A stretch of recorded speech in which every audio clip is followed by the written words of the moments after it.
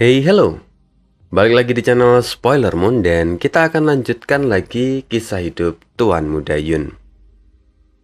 Di part sebelumnya, Yun Xiao secara tidak langsung menyelesaikan permasalahan Mei Dong-er dan keluarganya. Meskipun sebenarnya tidak banyak yang Yun Xiao lakukan, tetapi tampaknya kali ini Yun Xiao akan kembali mendapatkan panen besar. Karena saat ini, Yun Xiao berhasil masuk ke dalam Sungai Wuding. Nah, apa yang akan terjadi berikutnya? Kita akan cari tahu lagi kelanjutan kisah hidup Tuan Muda Yun di part 8. Nah, sebelum mulai, Ane ucapkan sorry banget teman-teman kemarin karena Ane drop selama beberapa hari, jadi memang upload segala macam agak tertunda. Tapi tenang aja, selama ada yang support tuh pasti akan ada uploadan gitu ya. Ya, sama seperti Master of Gu yang di situ statusnya sudah membership. Karena di situ sudah membership, maka Ane merasa punya tanggung jawab untuk terus upload. Jadi meskipun kemarin udah sambil teler-teler begitu, sampai jam berapa, setengah 1 atau setengah 2 baru selesai upload. Ya tetap di-upload sesuai dengan apa yang sudah dijanjikan. Walaupun mungkin terkadang agak mundur karena kan kita nggak bisa ngatur yang namanya sakit ya, tiba-tiba datang sendiri dan nggak bisa diapa-apain gitu. Ya, yang diusahakan adalah ya tetap menjaga kesehatan. Jadi rekan-rekan juga yang kerja dan segala macam tetap jaga kesehatan, biar nanti kedepannya tetap bisa dengerin spoileran dari channel Spoiler Moon. Nah, kembali kalau rekan-rekan mau sedikit berbagi untuk Mimin, teman-teman kopi, boleh banget bisa lewat link yang di deskripsi. Kita pakai yang di deskripsi untuk Tuan Muda Yun supaya nanti bisa membedakan dengan komik yang Master of Gu. Begitu. Seikhlasnya saja, kalau misalnya nggak ikhlas ya nggak usah, nggak apa-apa. Begitu, kita akan lanjut lagi kisah Tuan Muda Yun. Di dalam Sungai Wuding, Yao Long muncul di dekat Yun Xiao. Dia tampak mengamati sekitar dan berkata, air sungai ini pada dasarnya terbentuk dari energi spiritual yang disuntikkan ke dalam tubuh. Kalau kamu berkultivasi di sini, mungkin kamu bisa menerobos ranah martial emperor, bahkan mungkin ranah martial supreme. Tapi di sisi lain, racun di dalamnya akan membuatmu kehilangan peluang untuk mendapatkan seorang anak laki-laki. Yun Xiao mencibir. Apa yang perlu dikhawatirkan? Ini hanyalah racun biasa. Apa kau pikir racun ini dapat mempengaruhi tubuhku?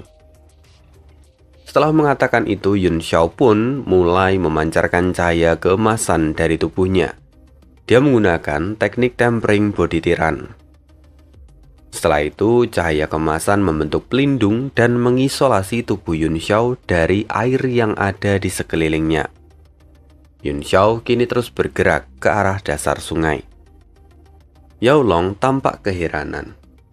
Bagaimana caramu mau berkultivasi kalau kau menghalangi air sungai itu dan tidak menyentuh tubuhmu? Tapi Yun Xiao dengan santai berkata, memangnya aku pernah mengatakan kalau aku akan berkultivasi di sini? Yao Long terkejut. Tunggu, jangan bilang kau ingin menggunakan semua air ini untuk memperbaiki monumen dewamu. Yun Xiao tersenyum. Itulah yang akan kulakukan. Cih, kukira kau tidak takut punya keturunan perempuan. Ternyata kau masih memikirkannya, kata Yao Long sambil mencibir. Namun Yun Xiao berkata dengan nada mengancam, garis keturunanku bukanlah urusanmu. Entah laki-laki atau perempuan, aku tidak peduli. Jika kau terus bicara omong kosong, maka aku akan melemparmu keluar dan mengurungmu di dalam sungai ini selamanya. Jika kau tidak percaya, maka kau bisa mencobanya. Mendengar itu, wajah Yao Long tampak masam. Dengan karakter Yun Xiao, apa yang dia katakan bisa saja menjadi kenyataan. Jadi pada akhirnya, Yao Long kini terdiam. Dia tidak berani berkomentar lagi terkait garis keturunan. Setelah itu, Yun Xiao membentuk serangkaian segel dengan tangannya. untuk mengaktifkan pengaturan pada monumen dewa. Sesaat kemudian, monumen dewa pun mulai bercahaya. Yun Xiao fokus mengarahkan jarinya ke monumen dewa. Lalu, pusaran air segera terbentuk dan air sungai mulai diserap oleh monumen dewa. Keadaan ini tentu menimbulkan riak di permukaan. Dan Mo Xiaochuan yang melihat itu kini tampak panik. "Bibi Jiu, apa Sungai Wuding benar-benar tidak memiliki bahaya?" Bibi Jiu berkata, "Tuan, selama ribuan tahun, saya tidak pernah mendengar tentang bahaya apapun dari Sungai Wuding. Namun sebelumnya, memang tidak pernah ada orang yang menyelam lebih dari 500 meter. Karena racun yang ada di sana sangatlah kuat. Bahkan seorang Martial Supreme tidak akan bisa menahannya untuk waktu yang lama." 500 meter? Mo Xiaochuan melihat ke bawah. Dia ingin memeriksa lokasi dari Yun Xiao. Tetapi, Mo Xiaochuan tidak bisa merasakan lokasi persis dari Yun Xiao saat ini karena pengaruh dari energi Sungai Wuding. Mo Xiaochuan tampak sangat frustasi. Melihat ekspresi dari kakaknya, Mo Huayuan segera mendekatinya. "Kakak, jangan khawatir. Tuan Muda Yun pasti baik-baik saja. Anak itu terlalu misterius. Kamu seharusnya lebih tahu kemampuannya daripada aku. Jadi kamu seharusnya lebih percaya diri." "Anak itu katamu?" Ekspresi Mo Xiaochuan menjadi gelap. "Jika kau berani tidak menghormati Tuan Muda Yun lagi di masa depan, kau harus mengasingkan diri dan jangan pernah menginjakkan kakimu lagi di wilayah suci." Mendengar itu, Mo Huayuan benar-benar terkejut. Dia tidak mengerti kenapa kakaknya begitu menghormati Yun Xiao. Kini Mo Huayuan hanya bisa menundukkan kepala dan tidak berani menentang perkataan dari kakaknya. Sementara, Bibi Jiu dan Li Feiyu yang mendengarkan dari tadi sama-sama terkejut. Li Feiyu lalu memberanikan diri dan bertanya, "Tuan, mohon maaf atas kelancangan saya, tetapi apakah Anda semua berasal dari wilayah suci?" Mo Huayuan melirik sejenak ke arah Li Feiyu dan menjawab dengan acuh tak acuh, "Aku tidak bisa disebut berasal dari wilayah suci, karena aku hanyalah berkultivasi di sana bersama tuanku." "Tuan, bolehkah saya tahu siapa tuan Anda?" tanya Li Feiyu. Mo Huayuan lalu menjawab, "Tuanku adalah Yuan Gaohan. Mungkin kalian sudah pernah mendengarnya." Mendengar itu, jantung Li Feiyu langsung berdegup kencang. Apakah itu adalah Tuan Yuan Gaohan yang bertanggung jawab atas departemen spiritual di wilayah suci? Mo Huayuan menjawab singkat, "Ya." Li Feiyu dan Bibi Jiu terkejut. Pertanyaan yang sama muncul di benak mereka. Bagaimana bisa salah satu murid dari alkemis peringkat 9 mengikuti Tuan Muda Yun dan bersikap sangat sopan dengannya? Mereka mulai bertanya-tanya, siapa sebenarnya Tuan Muda Yun ini? Kini mereka sadar bahwa Yun Xiao bukanlah orang sembarangan. Sementara itu, di dalam monumen dewa, Yuan Gaohan yang sebelumnya sedang bermeditasi tiba-tiba membuka matanya. Fluktuasi Qi ini? Sial, apa yang sedang dilakukan orang itu? Yuan Gaohan langsung terbang dan meninggalkan semua yang ia kerjakan. Dari jauh Yuan Gaohan berseru, "Jaga api ilahi pada kuali ungu itu. Jangan biarkan api itu mati ataupun terlalu besar." Dalam sekejap Yuan Gaohan menghilang dari sana. Sementara Gu Yuesheng yang menjadi murid dari Yuan Gaohan di dalam monumen dewa segera duduk dan menstabilkan api di dalam kuali ungu sesuai dengan perintah. Lalu pada saat yang sama, semua orang yang ada di dalam monumen dewa juga bisa merasakan fluktuasi Qi yang mengejutkan. Kemudian, di luar, Yao Long tampak mengamati Yun Xiao yang tengah menyerap air dari sungai Wuding. Di saat yang sama, Yuan Gaohan tiba di tempat di mana air sungai Wuding itu masuk ke dalam monumen dewa. Di sana, Yuan Gaohan bisa melihat bahwa air yang mengalir itu seperti air bah yang kini mulai membanjiri wilayah di dalam monumen dewa yang begitu luas. Dan setelah itu, Yun Xiao muncul di dalam monumen dewa dan berkata, "Old Yuan, bantu aku mengendalikan susunan pengumpulan roh Sang King." Yuan Gaohan tahu bahwa kali ini Yun Xiao berniat memperbaiki monumen dewa.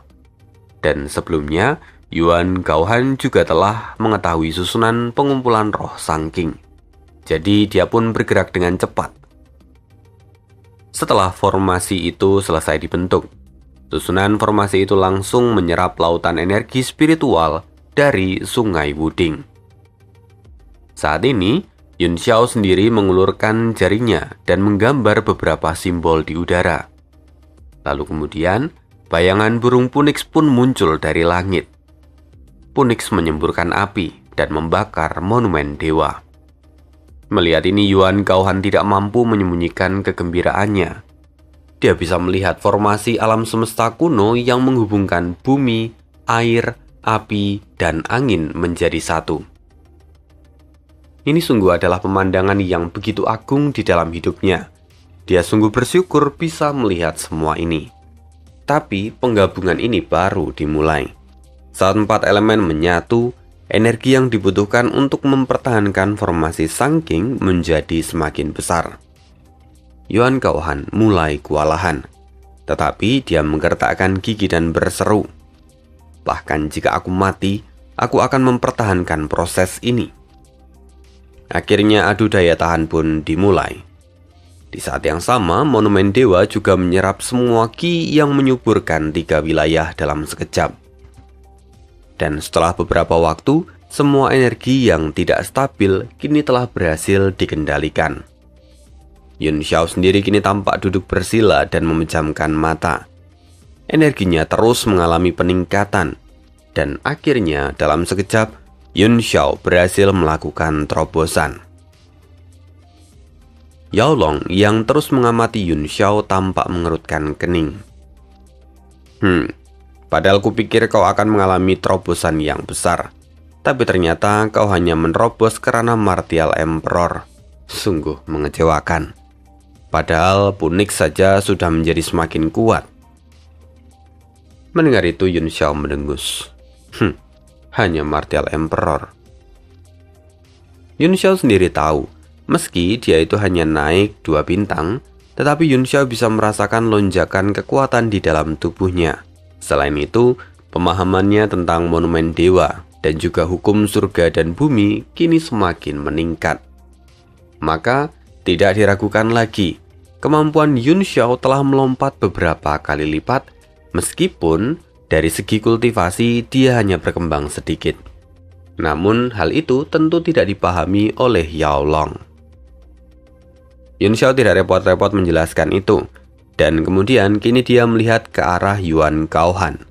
Dia berkata, "Old Yuan, kau telah bekerja keras. Kau bisa memulihkan dirimu terlebih dahulu."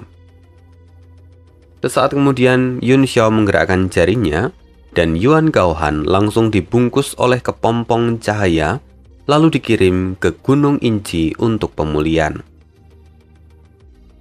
Setelah melakukan semuanya, Yun Xiao pun kembali memeriksa kandungan racun yang terbawa dalam proses perbaikan ini. Dia menemukan bahwa esensi racun di dalam sungai Wuding memang memiliki kemampuan penilaian, tetapi racun itu benar-benar korosif. Yun Xiao menghela nafas sejenak dan kemudian berkata, "Sepertinya akan membutuhkan waktu untuk memperbaiki monumen dewa secara utuh. Untuk sekarang, aku harus kembali dulu." Setelah mengambil keputusan ini, Yun Xiao hendak menghentikan penyerapan air sungai Wuding. Tetapi tiba-tiba, suara benturan seperti ledakan bom terdengar. Bahkan, monumen dewa pun berguncang karenanya. Mata Yun Xiao menyipit. Dia segera keluar dari monumen dewa. Dan di sana, Yun Xiao menemukan sebuah batu prasasti yang terendam di dalam dasar sungai. Tapi Yun Xiao tahu bahwa prasasti ini jelas bukan prasasti biasa. Apalagi prasasti ini mampu menahan korosi dari racun di dasar sungai ini. Yun Xiao tampak mengamati bahwa di sana ada semacam tulisan. Jalan berliku menuju kerahasiaan. Yun Xiao berpikir dan mengerutkan keningnya. Apa maksud dari tulisan ini? Yun Xiao tidak bisa mengerti apa yang dimaksud dari tulisan itu. Tapi yang lebih penting, Yun Xiao tahu bahwa prasasti ini sungguh berharga. Jadi Yun Xiao memutuskan untuk menggali prasasti ini dan mencoba mengambilnya. Yun Xiao berusaha keras untuk mencabut prasasti ini sembari melawan racun yang kini terus mencoba mengkorosi tubuhnya. Kemudian, saat Yun Xiao sedang berusaha, kilauan cahaya mengenai matanya dan Yun Xiao kemudian berhenti. Mungkinkah ini? Yun Xiao mengambil benda berkilau itu dan rupanya benda itu adalah cincin yang sudah berkarat. Cincin itu memiliki energi primordial yang sangat kuat. Yun Xiao bisa menduga bahwa cincin ini adalah peninggalan dari ibu Mei Dong-er. Dan Yun Xiao segera menyimpan cincin itu.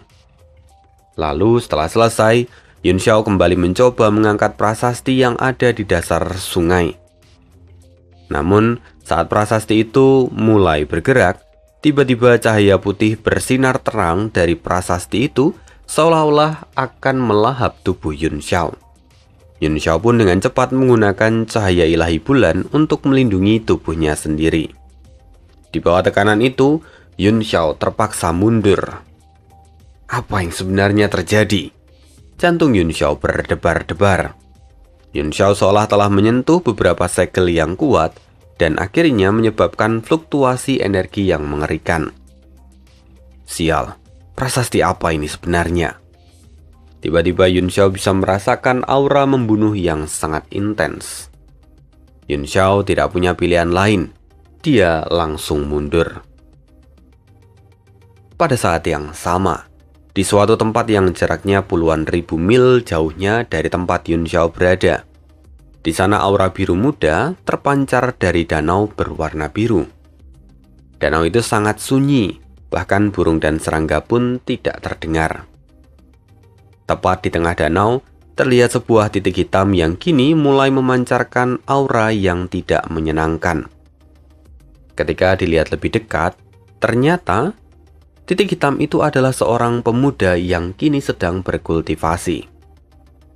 Perlahan, pemuda itu membuka matanya. Apa yang terjadi? 9 mata air adalah tempat berkumpulnya 5 racun di dunia. Aku tidak tahu dari mana gangguan ini berasal. Tapi sepertinya ada yang tidak beres dari sungai di sebelah kiri. Pemuda itu tampak mengerutkan kening. Haruskah aku memberitahu Wei Qing tentang masalah ini? Pemuda itu diam sejenak.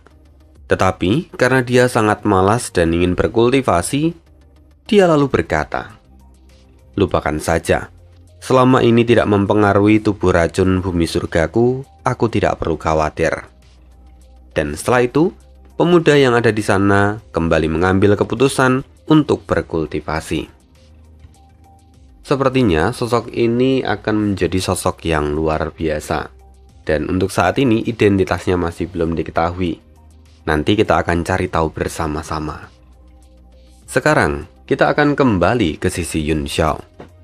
Saat ini, akhirnya Yun Xiao telah berhasil kembali ke permukaan sungai. Orang-orang yang melihatnya langsung menyambutnya.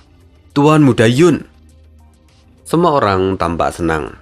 Sementara itu, Mo Xiaochuan yang mengamati Yun Xiao, dia terlihat terkejut.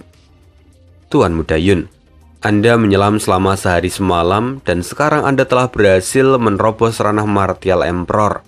Sungguh luar biasa." Sementara itu, yang lainnya akhirnya menyadari kalau Yun Xiao telah melangkahkan kakinya ke ranah Martial Emperor.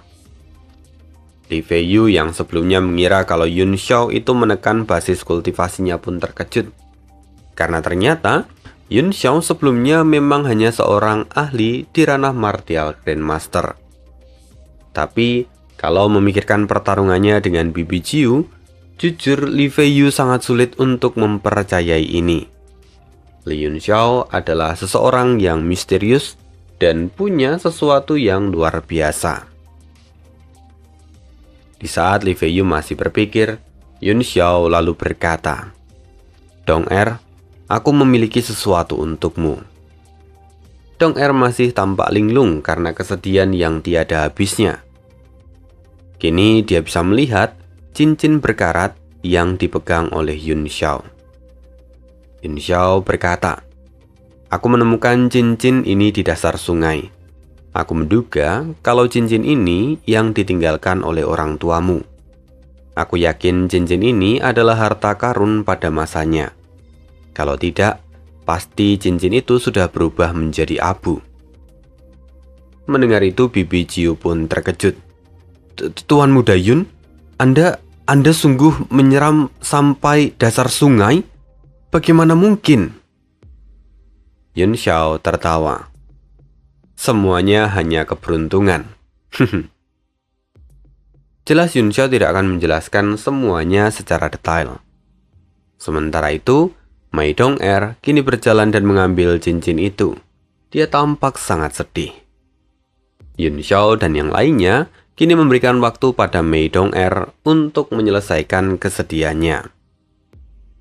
Kemudian, Li Feiyu kini mendekati Yun Xiao dan berkata, "Tuan Muda Yun, saya mewakili Menara 10.000 harta karun ingin meminta bantuan pada Anda. Saat ini formasi teleportasi antara provinsi di kota ini sedang dalam perbaikan. Saya harap Anda dan rekan-rekan Anda mau membantu proses perbaikan ini." Sikap Li Feiyu berubah menjadi sangat sopan. Karena sebelumnya, Li Feiyu itu tidak tahu bahwa Mo Huayuan adalah seorang alkemis tingkat 8. Dan karena mengetahui itu, sekarang sikap Li Feiyu menjadi jauh lebih sopan. Di saat yang sama, Yun Xiao sendiri sedikit terkejut, tetapi dia segera mengabaikan semua pemikiran itu dan merespon. "Saudara Li, apakah kamu tahu bagaimana perkembangan perbaikan formasi itu?"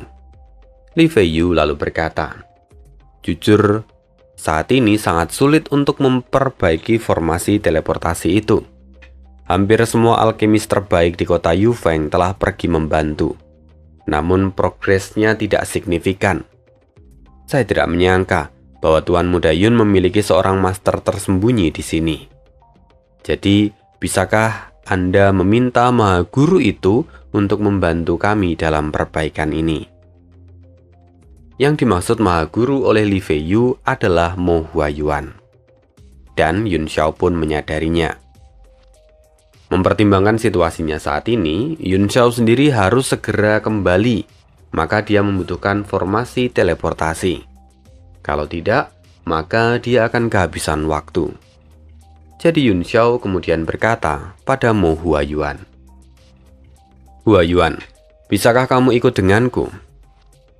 Mo Huayuan dengan segera mengangguk. "Tentu saya akan pergi bersama Anda karena Anda telah memberi perintah." Melihat sikap dari Mo Huayuan, Yun Xiao kembali dibuat terkejut. Kali ini Mo Huayuan benar-benar bersikap sopan, jauh lebih daripada sebelumnya. Dan kalau dipikir lagi, tentu ini adalah efek dari perkataan Mo Xiaochuan sebelumnya. Tapi Yun Xiao tidak punya waktu untuk mempermasalahkan hal ini. Jadi mereka semua harus segera bergegas. Tetapi sebelum pergi, Yun Xiao sempat melihat ke arah Mei Dong Er yang kini masih menangis tersedu-sedu. Melihat Yun Xiao, Bibi Jiu memahami arti di balik tatapan itu. Jadi Bibi Jiu dengan segera berkata, "Tuan Muda Yun tidak perlu khawatir. Tolong serahkan Dong Er pada saya. Lagi pula, dia adalah anggota dari keluarga kami." Mendengar itu, Yun Xiao pun tersenyum. "Bagus, Kalau begitu, aku akan menyerahkan dia padamu, Bibi Jiu. Dan sebelum Yun Xiao pergi, dia kembali melihat ke arah Mei Dong-er dan berkata, "Dong-er, jaga dirimu." Mei Dong-er pun menahan tangisnya dan mengucapkan selamat tinggal pada Yun Xiao. Ini adalah perpisahan dan tidak ada yang tahu kapan mereka akan bertemu lagi di masa depan. Yun Xiao dan rombongannya pergi meninggalkan tempat itu. Dan melihat mereka pergi, Bibi Jiu akhirnya bisa menghela nafas lega. Ada banyak hal yang terjadi dalam waktu singkat.